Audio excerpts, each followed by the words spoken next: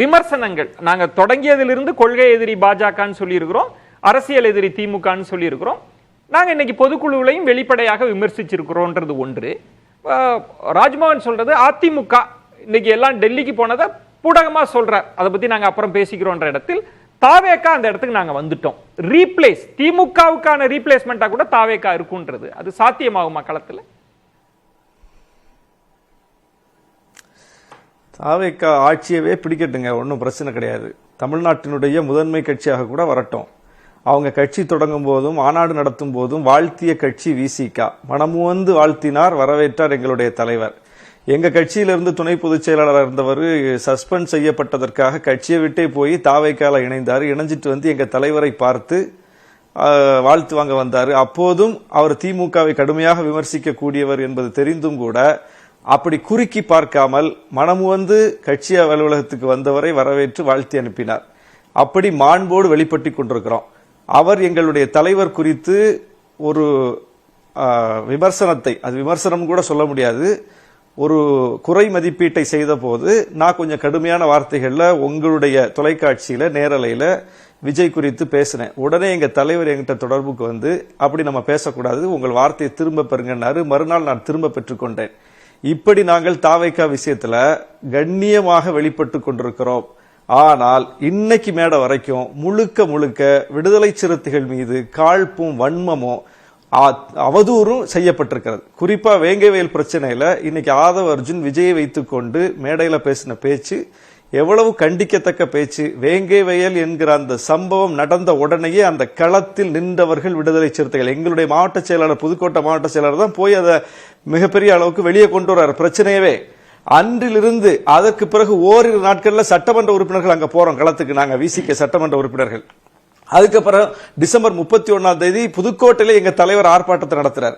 அதுக்கப்புறம் முதல் வாரத்திலேயே சட்டமன்றத்தில் நாங்க கவன ஈர்ப்பு கொண்டு வர்றோம். அதற்கு பிறகு பொங்கலுக்கு பிறகு எங்க தலைவர் தமிழ்நாடு முழுவதும் ஆர்ப்பாட்டத்தை ஒருங்கிணைச்சு நாங்க நடத்துறோம். வேங்கவயலுக்காக தொடர்ச்சியாக நாங்கள் செய்தது சொல்றேன். இந்த நிமிடம் வரை அந்த மக்களுடைய வழக்கை எதிர்கொள்றதுலையும் சரி, அந்த மக்களுக்கு வந்து நெருக்கடி வரும்போது அந்த கிராமத்துக்கு உள்ள போய் அந்த மக்களுக்கு உதவி செய்யறதும் சரி, இப்போது அந்த பிரச்சனையை லைம்லைட்ல வச்சு இன்னும் அதை வந்து விவாத பொருளாக வைத்திருப்பதிலும் சரி, விடுதலை சிறுத்தைகளின் பங்கு மட்டும்தான் பெரிய பங்கா இருக்கிறது. எங்களோடு இடதுசாரிகள் களத்துல துணை நின்றிருக்காங்க. ஆனால் இந்த 2 ஆண்டுகளாக 3 ஆண்டுகளாக வேங்கை வயல் நடந்து கொண்டுதான் இருக்கிறது. விடுதலை சிறுத்தைகள் அங்கே போகவில்லை, தலைவர் திருமா அங்கே போகவில்லை. போகாததுக்கு காரணம் யாரு? திமுகன்னு சொல்லி ஒரு அப்பட்டமான பொய்ய பேசுறார்.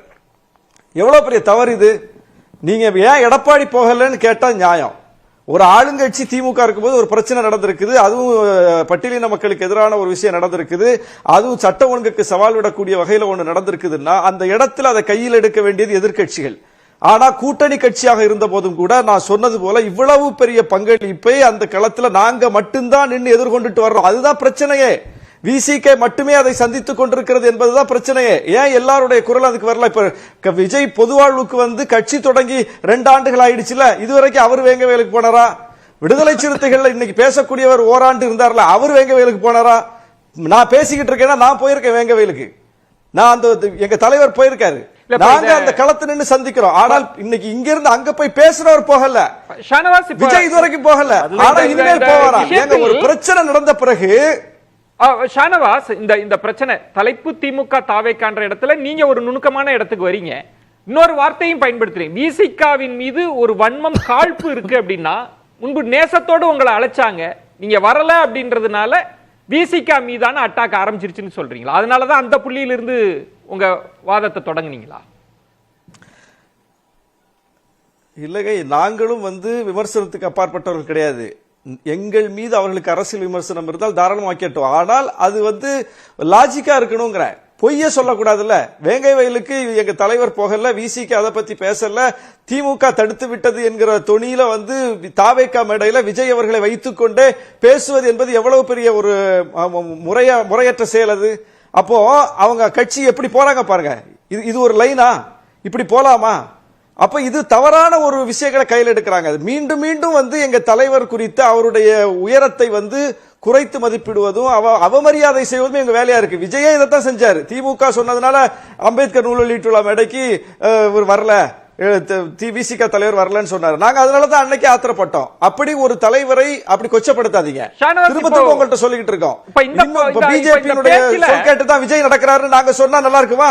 ஷானவாஸ், இப்ப இன்றைக்கு அவங்க கட்டமைக்கிறதுன்றது திமுகவுக்கு மாற்று நாங்க தான் இருக்கிறோம். இனி திமுக வெர்சஸ் தாவேகா 2 மாசம் விஜய் அவர்கள் சுற்றுப்பயணம் மேற்கொண்டாலே ஆட்சி மாற்றம் நடந்துரும். அதுக்கு சில உதாரணங்கள்லாம் சொல்றாங்க. களம் அப்படிதான் இருக்கா? அதாவதுங்க, அவங்க வார்த்தையிலேயே பாருங்க எவ்வளவு ஒரு மக்கள் விரோத வெளிப்பாடு இருக்கு பாருங்க. 2026 தேர்தலுக்காகத்தான் அவங்க கட்சி தொடங்கி இருக்காங்க. தேர்தலை சந்திப்பதற்காகத்தான் அவங்க பிரச்சனைகளை கையில் எடுப்பாங்களாம். இப்படி ஒரு அரசியல் கட்சி செயல்பட முடியுமாங்க? இப்ப வேங்கவேல் பிரச்சனையை நாங்க எப்படி டீல் பண்ணிருக்கோம் அப்படின்னு 2.5 வருஷம் 3 வருஷம் ட்ராக்க நான் சொன்னேன். இது தேர்தலை நமக்கு பயன்படும், பட்டியலின மக்களுடைய வாக்குகளை வாங்குறதுக்காக நம்ம அந்த பிரச்சனையை கையில் எடுத்தா போதும்னு நாங்க 2026 தேர்தல் வரைக்கும் வெயிட் பண்ணுவோமா? இல்லன்னா நாங்க அந்த பிரச்சனையை தேர்தலை பற்றி கவலைப்படாமல், கூட்டணியை பற்றி கவலைப்படாமல் களத்துல போய் அதை எடுத்து கொண்டு வந்து வெளியே போட்டுக்கிட்டே இருக்குமா? அப்போ எதை நாங்க செய்யறோம்? நாங்க அந்த பிரச்சனையை பேசிக்கிட்டே இருக்கோம். ஏன்னா எங்களுக்கு அந்த பிரச்சனை முக்கியம். அந்த மக்களுடைய பிரச்சனை குரலற்றது போய்கிட கூடாதுன்னு சொல்லி அந்த பிரச்சனை மட்டுமல்ல, எல்லா பிரச்சனையும் நாங்க தேர்தல் வருது போகுது, ஆனா பேசிக்கிட்டே இருக்கோம், போராடிக்கிட்டே இருக்கோம்.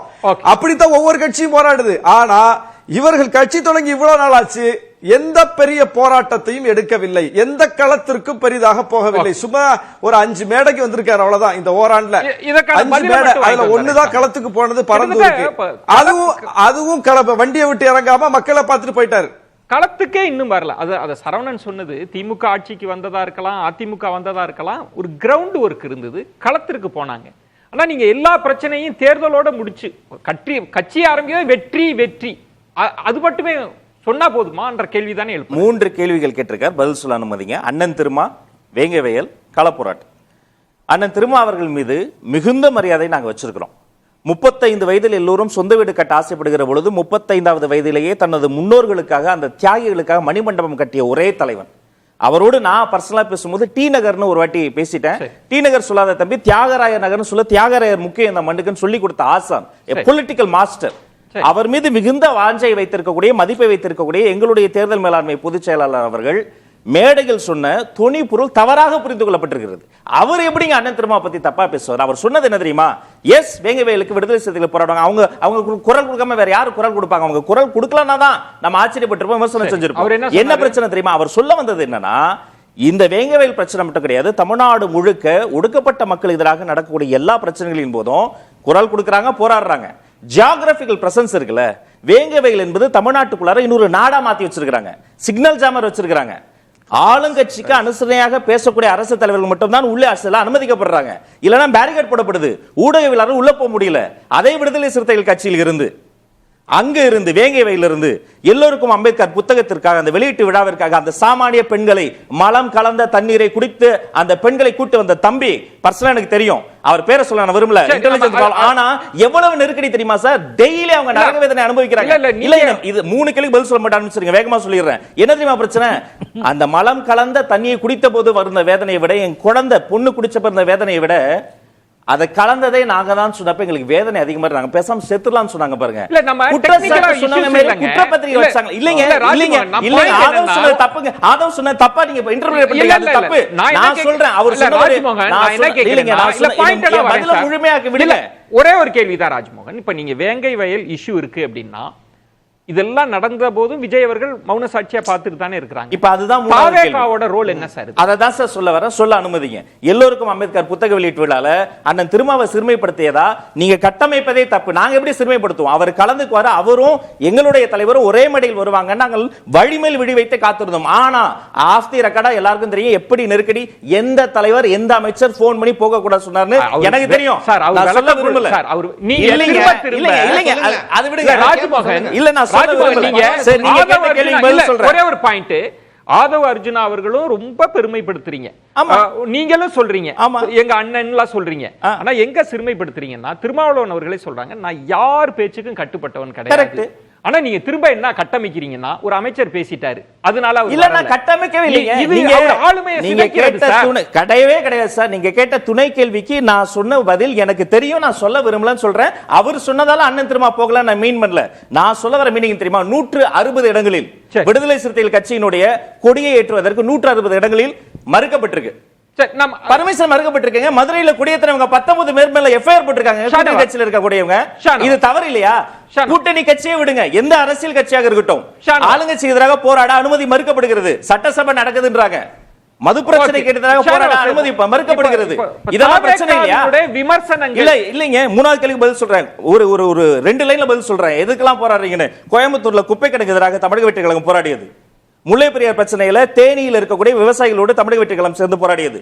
சேலத்துல அனல் மின் நிலைய ஊழியர்களுக்காக உள்ளிருப்பு போராட்டம் போய் போடியது. சட்டம் ஒழுங்கு பிரச்சனைக்காக மகளிர் தினத்தன்று மகளிர் அணி ரோட்ல இறங்கி போராடியது. மூச்சு விட முடியாத இடத்துல அடைச்சு வச்சாங்க, அதுக்கு எதிராக போராடியது. இன்னும் களத்தில் இறங்கி போராடிக்கிட்டே இருப்போம். பரந்தூருக்கு எதிராக போராடியது தமிழக வெற்றி கழகம்.